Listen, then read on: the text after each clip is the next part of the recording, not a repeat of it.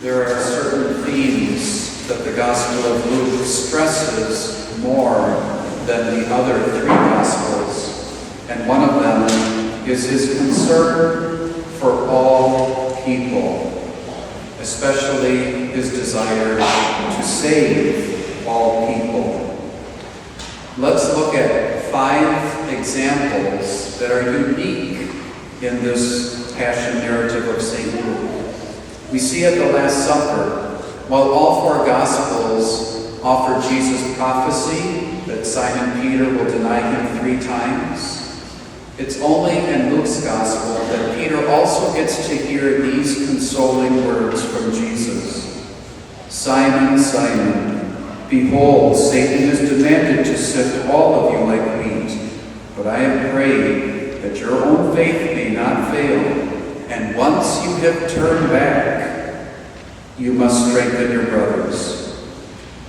Also, this is the only gospel that after the cock crows, after Peter denied him 3 times, it specifically says, Jesus turned and looked at Peter. The pain of Jesus' own disappointment in one of his disciples did not blind him to the pain that Simon Peter would have experienced and the disappointment he would have had in himself. There certainly are times in our lives where we go through pain, disappointment, sometimes from family and friends. Are we willing to be able to be aware of their struggles and try to help them and understand them and pray for them? A second example of something unique. In the Garden of Gethsemane, all 4 Gospels talk about how the high priest's servant had his ear severed, but this is the only one that says Jesus healed the servant and reattached the ear. It's rather amazing that while this person is a minor character, Jesus pays attention to his hurt and he stops. Even though the servant is a minor character, he is kind of part of this whole murderous plot. There are times also in our lives when perhaps we struggle to show kindness to people who are part of the other side.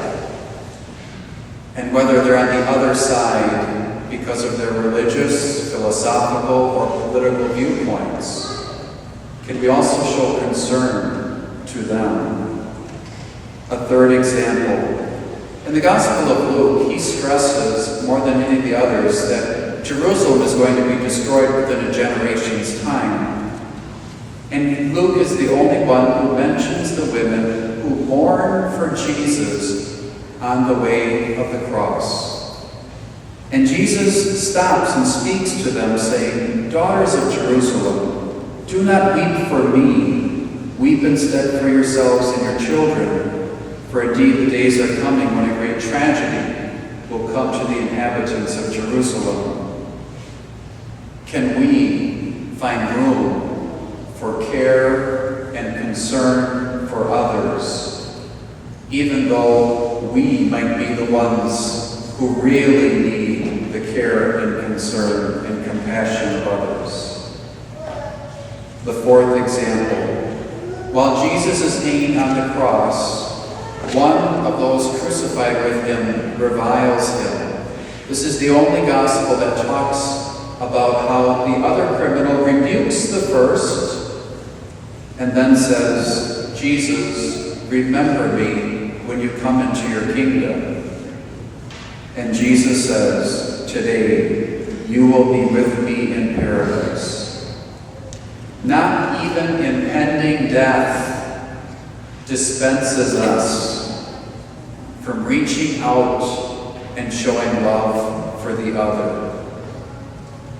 The fifth example.